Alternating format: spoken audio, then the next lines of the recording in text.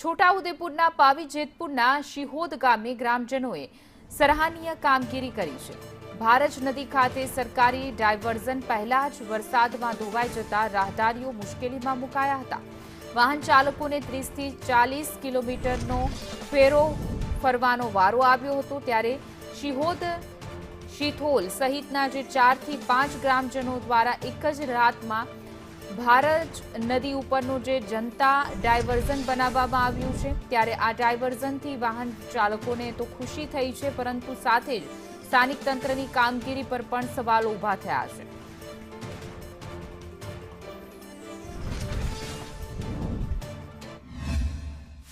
શિહોદ ગામે ભારત નદી પર જે સરકારશ્રી દ્વારા ડાયવર્ઝન બનાવવામાં આવેલ હતું, જે ભારે વરસાદને કારણે પૂર આવતા સંપૂર્ણપણે ધોવાઈ ગયું હતું।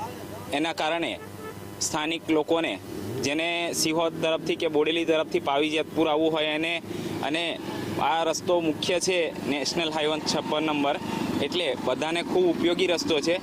એના લીધે સ્થાનિક લોકોને ખૂબ તકલીફ પડતી હતી। યુવાનો દોસ્તો બધા મળીને 9મી ઓગસ્ટના લીધે તાત્કાલિક કાલે આયોજન કરીને એક જ રાતમાં જનતા ડાયવર્ઝન બનાવેલ છે।